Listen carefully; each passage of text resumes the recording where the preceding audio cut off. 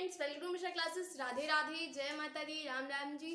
तो आज हम आपको पढ़ाएंगे कोशिका। बहुत ही इंटरेस्टिंग सा टॉपिक है बायोलॉजी का, कोशिका यानी कि सेल। तो आज हम लोग बात करेंगे कोशिका के बारे में। कोशिका क्या है, इंग्लिश में हम लोग जो सेल बोलते हैं, ठीक है। ये हमारा हम लोग अगर 11th में देखें तो ये 11th के सिलेबस में है, जो कि यूनिट 3 का फर्स्ट चैप्टर है, कोशिका जीवन की मौलिक इकाई। ठीक है, कोशिका हम लोगों के लिए बहुत इंपॉर्टेंट है, हर मेरे ख्याल से सारे स्टैंडर्ड्स में है ये, बट फिलहाल मैं 11th का लेकर आई हूँ आप लोगों के लिए। ठीक है, इसमें आप ये नहीं देखिए कि स्टैंडर्ड क्या है, बट हाँ ये चीज़ जो है जो मैं पढ़ाऊँगी वो सभी लोगों के लिए यूजफुल होगा। ठीक है, चलिए हम लोग स्टार्ट करेंगे कोशिका के बारे में। सबसे पहले हम समझेंगे कोशिका क्या है, कोशिका की क्या डेफिनेशन है। तो कोशिका की दो डेफिनेशन हैं। एक तो कोशिका जीवन की मौलिक इकाई है, ठीक है, ये भी कोशिका की डेफिनेशन है। या फिर हम लोग बोल सकते हैं कोशिका जीवधारियों की क्रियात्मक एवं संरचनात्मक क्या है, इकाई है। ठीक है, तो दो जो है वो हम लोग कौन कौन सी लिखेंगे। सबसे पहली जो है वो है कोशिका जीवन की मौलिक इकाई है। क्या है, कोशिका जीवन की मौलिक इकाई है। ठीक है, या फिर हम लोग लिख सकते हैं इसको, या फिर हम लोग लिखेंगे इसको, क्या लिख सकते हैं हम लोग, इसमें लिखेंगे कोशिका जीवधारियों में सभी जीव जंतु जो भी चीजें हैं वो सब आती हैं। ठीक है, कोशिका जीवधारियों की संरचनात्मक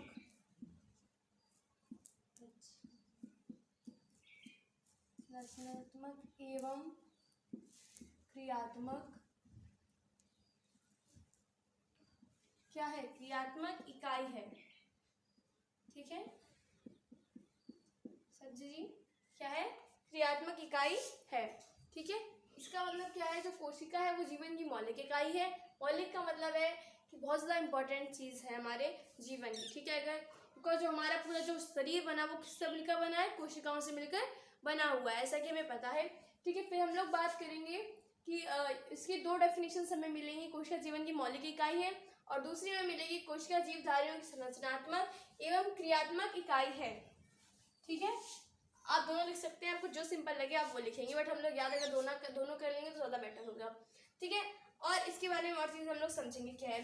कोशिका की सबसे प्रथम बार जो खोज की गई वो किसने की थी। कोशिका की सर्वप्रथम खोज 1665 में रॉबर्ट द्वारा की गई थी। ठीक है, इसके द्वारा की थी सर्वप्रथम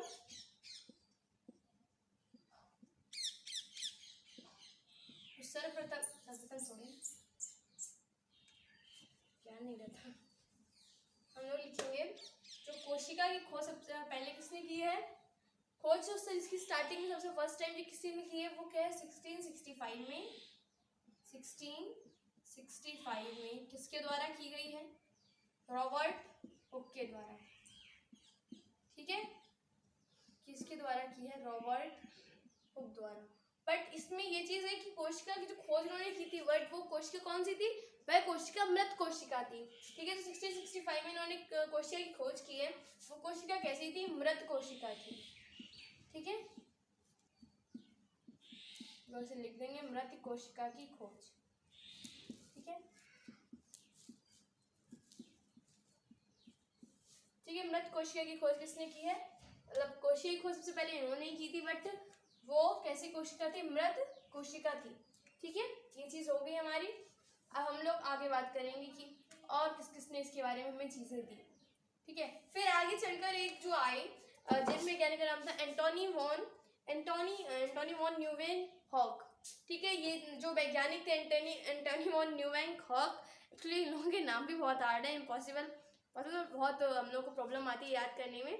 ठीक है, तो क्या है, एंटोनी वॉन न्यूवेनहॉक। ठीक है, इन्होंने जब कोशिका की खोज की है वो कैसी कोशिका थी, इन्होंने जीवित कोशिका की खोज की। यहाँ से हमें दो आंसर बन सकते हैं। कोई बोलेगा कि हम जो सर्वप्रथम जीवित कोशिका की खोज किसने की है, तो हम लोग को आंसर देना है एंटोनी वॉन न्यूवेनहॉक, ना कि रॉबर्ट हुक। हमने बिकॉज रॉबर्ट हुक ने किसकी खोज की थी, मृत कोशिका की खोज की थी। ठीक है, जैसा कि हमें पता ही है। ओके, अब हम लोग एंटोनी वन ल्यूवेनहॉक ने कब की है इसकी खोज 1674 में, 1674 में, ठीक है। क्या किसकी की है इन्होंने, किसने की है, एंटोनी वन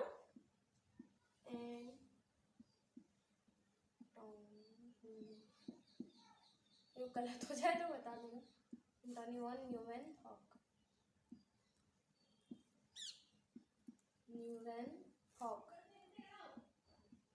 ठीक है। इन्होंने किस खोज की जीवित कोशिका की, ठीक है, ये चीज हम लोग ध्यान रखेंगे। इन्होंने जीवित कोशिका की खोज की थी और रॉबर्ट हुक ने मृत कोशिका की खोज की थी, ठीक है। और अगर कोई पूछे कि सर्वप्रथम कोशिका की खोज किसने की, अगर वो कोई कंडीशन नहीं रखता है कि जीवित कोशिका या फिर मृत कोशिका की खोज, ठीक है, कंडीशन नहीं रखता तो हम लोग किसको लिखेंगे, रॉबर्ट हुक को लिखेंगे, ठीक है। ओके, ये चीज हो गई कोशिका के बारे में। हम लोग कोशिका की विशेषताओं के बारे में समझेंगे, कोशिका की क्या क्या विशेषताएं होती हैं।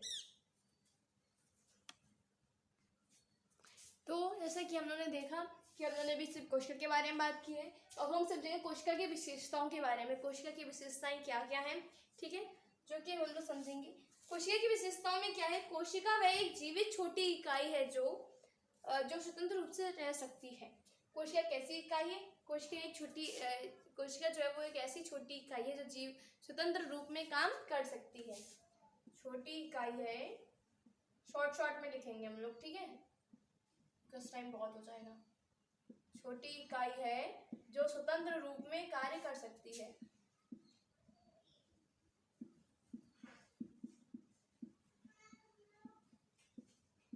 कैसे रूप से कार्य करेगी, स्वतंत्र रूप से कार्य कर सकती है, ठीक है, ओके। और हम लोग समझेंगे इसका सेकंड क्या है, ये फर्स्ट है, ठीक है, हम लोग सेकंड के बारे में समझेंगे। सेकंड में हमें क्या पता चल रहा है कि कोशिका में आनुवंशिक सूचनाएं जो होती हैं, ठीक है, जो कोशिकाओं की जो आनुवंशिक सूचनाएं हैं वो जो पीढ़ी दर स्थानांतरण होती हैं, ठीक है। ये चीज़ हम लोग पहले समझ चुके हैं डीएनए और आरएनए में, किस तरह से स्थानांतरण क्या चीज़ है, स्थानांतरण किसके द्वारा होता है, ठीक है। अगर आप लोगों ने मेरी वीडियो नहीं देखी तो आप लोग देखिए जाके, उसमें मैंने बहुत अच्छे समझाया है डीएनए और आरएनए में, इस चीज़ को हम लोग समझ चुके हैं। इसमें ज़्यादा ध्यान ना देते हुए हम लोग आगे बढ़ेंगे। कोशिका क्या करती है, कोशिका में जो आनुवंशिक सूचनाएं होती हैं, कोशिका में कैसी सूचनाएं होती हैं, आनुवंशिक सूचनाएं हैं, वो किसके द्वारा, वो कैसे जाती हैं, सूचना जो होती है वो कहाँ से किस टाइप से पहुंचेंगी अगली पीढ़ी में, तो वो कैसे जाएंगी, जो होती हैं वो किस तरह जाएंगी, पीढ़ी दर पीढ़ी स्थानांतरण होती रहती हैं। कैसी होंगी वो, पीढ़ी दर पीढ़ी स्थानांतरण होती रहती है, ठीक है। स्थानांतरण तो इंग्लिश में हम लोग बोलेंगे ट्रांसफर, ठीक है, स्थानांतरण, ठीक है, ठीक है। अब हम लोग थर्ड के बारे में बात करेंगे। हम लोग सिर्फ मेन विशेषताओं के बारे में बात करेंगे, विशेषताएं तो बहुत सारी लिखी हुई हैं हमारे पास, लेकिन हम लोग जो सबसे ज़्यादा इंपॉर्टेंट है उनके बारे में ही बात करेंगे, ठीक है। और फिर क्या है, कोशिका में विभाजन की क्षमता पाई जाती है, जो कोशिका होती है उसमें क्या क्षमता पाई जाती है, विभाजन की क्षमता पाई जाती है, और जो विभाजन की क्षमता पाई जाती है उसी के द्वारा नई कोशिकाएं बनती हैं, ठीक है, जैसा कि हम लोग को बताई होगी ये चीज़। तो ठीक है, तो हम लोग अब आगे समझेंगे क्या है, पीढ़ी दर पीढ़ी स्थानांतरण हो जाती है, फिर उसके बाद इसमें क्या है, कोशिका में किसकी विभाजन की क्षमता पाई जाती है, किसकी विभाजन,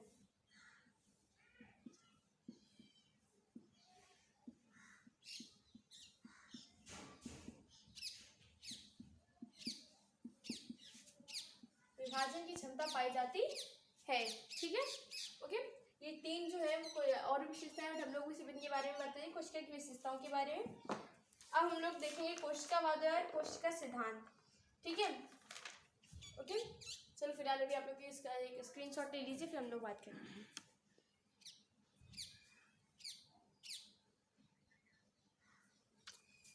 फ्रेंड्स, तो अभी हम लोग कल बात करेंगे कोशिकावाद और कोशिकावाद सिद्धांत के बारे में, ठीक है। कल हम लोग बात करेंगे कोशिकावाद के सिद्धांत के बारे में, कोशिकावाद के बाद कोशिका की संरचना वगैरह के बारे में हम लोग कल बात करेंगे। अभी से हम लोग इतने समझेंगे कोशिका क्या है, कोशिका की खोज किसने की, कोशिकाओं की विशेषताएं, ठीक है। कोशिकावाद या कोशिका सिद्धांत भी चलो अगर हो जाए तो हम लोग आज देखते हैं। अभी हम लोग नॉर्मल समझेंगे क्या है कोशिकावाद या कोशिका सिद्धांत। अब लोग इसका स्क्रीनशॉट ले लिया, ठीक है। हम लोग मिलेंगे अभी, हम लोग अभी बात करते हैं। तो अभी हम लोग समझेंगे कोशिकावाद या कोशिका सिद्धांत के बारे में। दोनों चीज़ें क्या है, एक ही है। बात से हम लोगों को याद आया कि हम लोग लैमार्क और डार्विनवाद के बारे में पढ़ चुके हैं, ठीक है। लैमार्कवाद, डार्विनवाद, उत्परिवर्तन, संचार तंत्र, समवृत्ति, ये सबकी मेरी वीडियो पढ़ चुकी हैं। आप लोग जरूर होगा, देखिएगा प्लीज, बहुत ही इंपॉर्टेंट है ये सारी चीजें, ठीक है। अब हम लोग बात करेंगे किसके बारे में, कोशिकावाद या कोशिका सिद्धांत के बारे में। इसमें क्या है, कोशिकावाद में कुछ वैज्ञानिक आए। एक वैज्ञानिक आए जर्मनी के, जो वनस्पति वैज्ञानिक थे, जिनका नाम था मैथियस स्टाइलन, ठीक है। क्या नाम था, मैथियस स्टाइलन। इन्होंने 1838 में और इन्होंने 1388 में, और एक वैज्ञानिक और थे इनके साथ में ब्रिटिश के, जिनका नाम था, जो प्राणी वैज्ञानिक थे यानी कि जंतु वैज्ञानिक थे, वो इनका नाम था थियोडोर स्वान, ठीक है। और इन्होंने कौन सी सन में, 1839 में इन दोनों लोगों ने मिलकर कोशिका सिद्धांत को बनाया, ठीक है। किसको बनाया, कोशिकावाद या कोशिका सिद्धांत को इन दोनों ने मिलकर प्रस्तुत किया था, ठीक है। हम लोग इनके वैज्ञानिकों के नाम लिख लेंगे। एक वैज्ञानिक थे, कौन थे वो, जर्मनी के थे, जर्मनी के वनस्पति वैज्ञानिक, ठीक है। कौन से वैज्ञानिक है ये, वनस्पति वैज्ञानिक।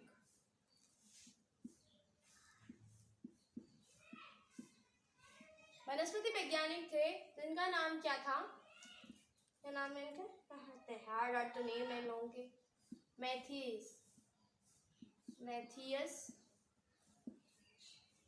स्टाइलन,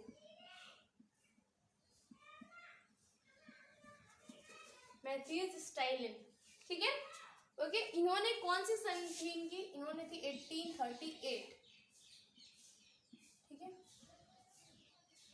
1838। और जो दूसरे वैज्ञानिक है, जो कि ब्रिटिश वैज्ञानिक थे, ठीक है, कौन थे वो, ब्रिटिश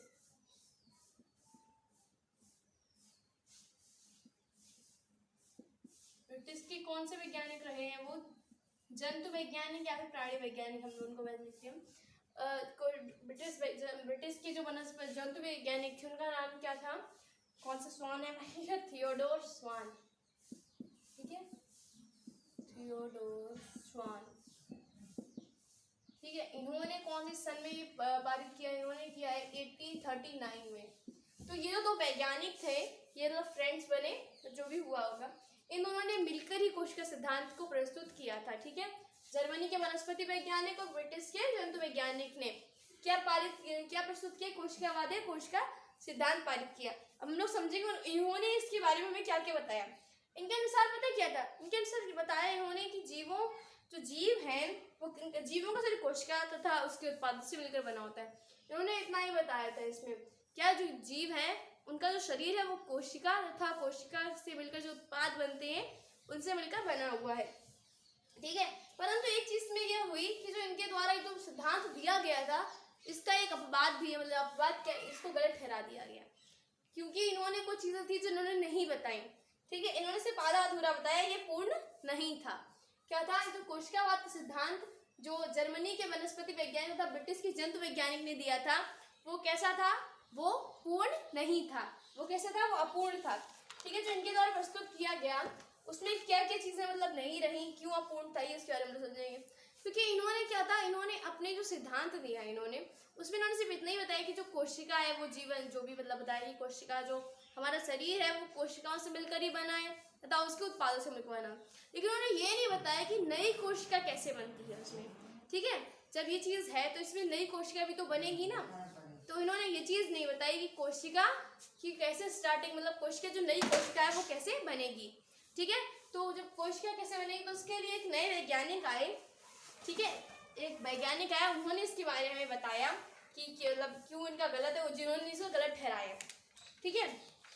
उन महान लोगों का क्या नाम है, उन महान लोगों का नाम बताया जा रहा है रडोल्फ विर्चो। क्या नाम है, रडोल्फ विर्चो।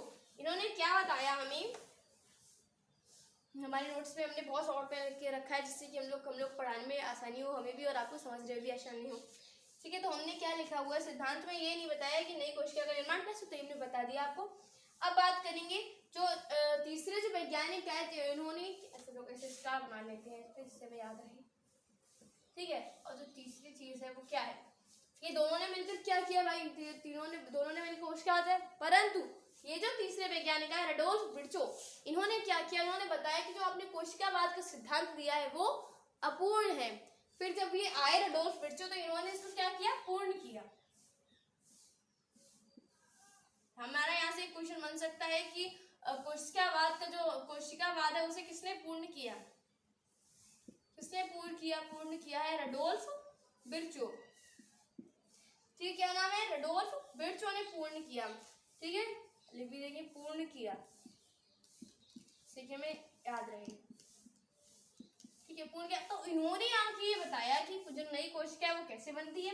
तो इन्होंने ये बताया कि जो कोशिका है हमारे शरीर में, उन्हीं के विभाजन से नई कोशिकाओं का निर्माण होता है। ठीक है, क्या है, कोशिकाओं के विभाजन से ही नई कोशिकाओं का निर्माण होता है। ठीक है, ये किसने बताया था, रडोल्फ विर्चो ने।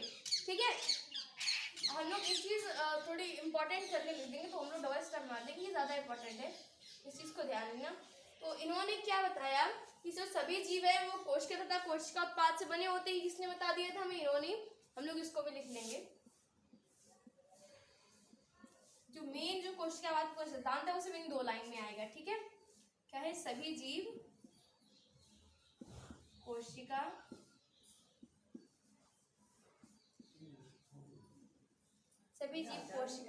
तथा कोशिका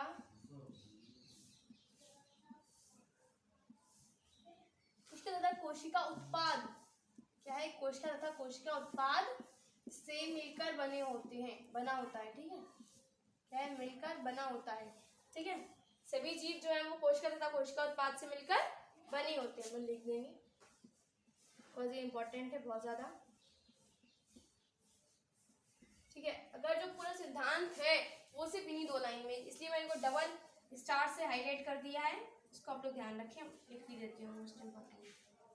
ठीक है, ओके, तो याद रहेगा सबको। और जो सेकेंड है वो क्या है, सभी कोशिकाएं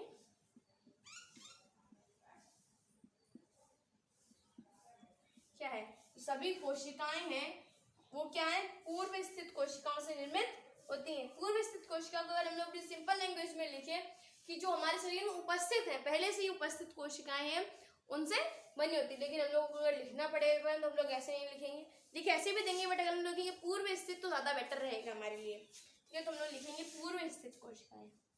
इसका सिंपल मैंने आपको बता दिया, पूर्व स्थित कोशिका के विभाजन से बनता है। ठीक है, कोशिका जो सभी कोशिकाएं पूर्व स्थित कोशिकाओं के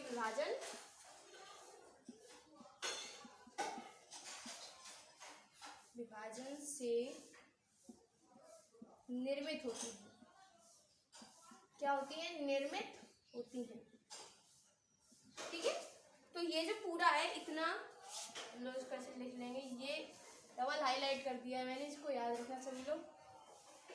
इतना जो है सिर्फ पूरे बोर्ड में से जो भी चीज है वो सिर्फ इतनी ही इंपॉर्टेंट है अभी। ठीक है, जो पूरा कोशिका सिद्धांत है वो सिर्फ इतना ही है, कितना है, जितना मैंने अभी लिखा हुआ है, ये पूरा कोशिका सिद्धांत है, सिर्फ ये 2 लाइन। क्या है, सभी जीव कोशिका तथा कोशिका उत्पाद से मिलकर बने होते हैं, ये हमें किसने दे दिया था, इन 2 वैज्ञानिकों ने पहले दे चुके हैं। फिर जो नीचे है, सभी कोशिकाएं पूर्व स्थित कोशिका से विभाजन तथा निर्मित होती हैं, विभाजन से ही निर्मित होती हैं, ये हमें किसने दिया था, रडोल्फ विर्चो ने। तो ये जो पूरी 2 लाइन से क्या बन चुकी है, हमारा कोशिकावाद। ठीक है, इसी के साथ हमारा कोशिकावाद आज खत्म हुआ। अब हम लोग बात करेंगे कल कोशिकावाद के बाद कोशिका संरचना और भी चीजों के बारे में हम लोग कल समझेंगे। तब तक के लिए राम राम, राधे राधे, जय माता दी। और ये सारा स्क्रीनशॉट ले लीजिए, इसका 2 मेनली आप लोग लिख ही लेना इसको प्लीज। ठीक है, बिकॉज ये बहुत ज़्यादा इंपॉर्टेंट है। ठीक है, और सब्सक्राइब कर लेना चैनल को, जिससे कि हमारी नई वीडियोस आपको मिले, और नोटिफिकेशन भी ऑन कर लेना। ठीक है, और अगर समझ में आया तो कमेंट करना, जो भी डाउट हो उसके लिए भी कमेंट करना, वीडियो को लाइक शेयर तो कर ही देना, चैनल को सब्सक्राइब भी कर लेना। Thanks for watching. Radhe Radhe, जय माता दी, जय श्री राम।